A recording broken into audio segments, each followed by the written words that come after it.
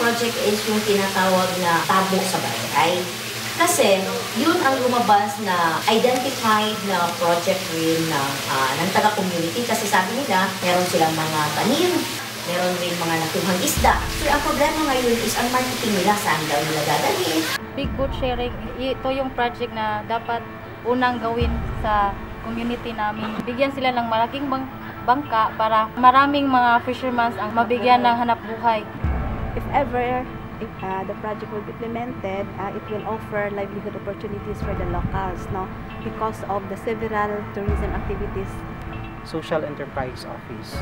We link with schools and different agencies of the government that has available funding for small business enterprises. Kailangan namin ipasok yung sa solar. Kasi nga, akma sa pangangailangan ng Unity Village. UNIDSEA is a regional project.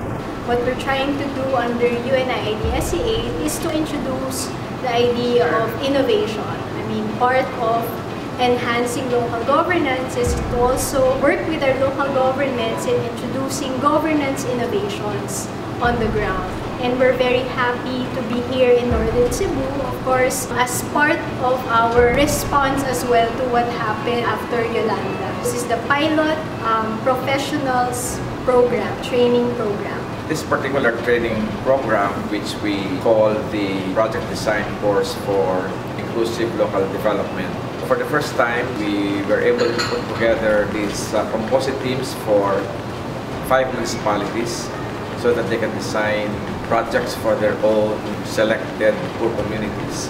This is not just an ordinary training. Mahirap, talagang madugo ang proseso, no? Kailangan pag-isipan.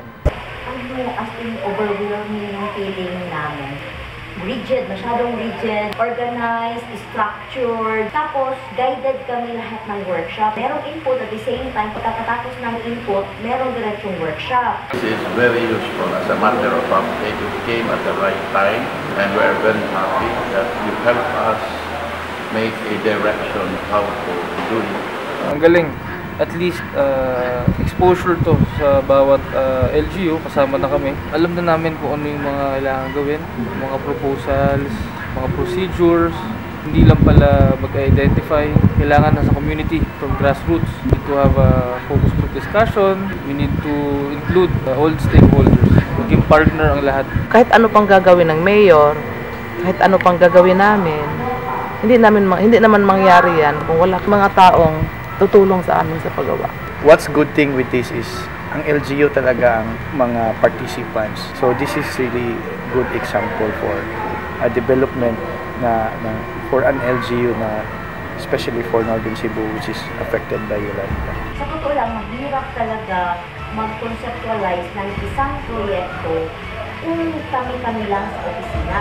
Kasi yung ginawa namin project, hindi yun talaga ang tukuma or sagot sa mga problema. Mas mapadali yung trabaho namin kasi at the end of the day, sasabihin natin na nagawa to with the participation ng community. At least mag-feel ng community, galing to sa amin.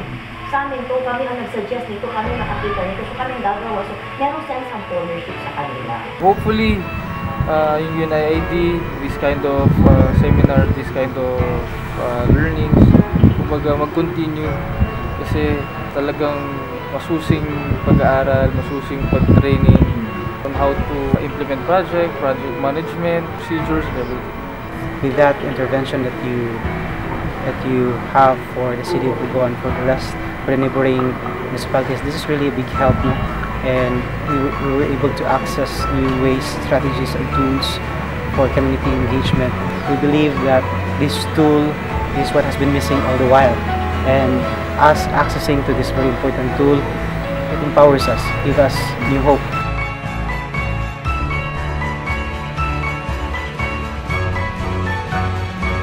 Innovation for all. By all. Bagong pamaagi para sa tanan. Ikan sa tanan.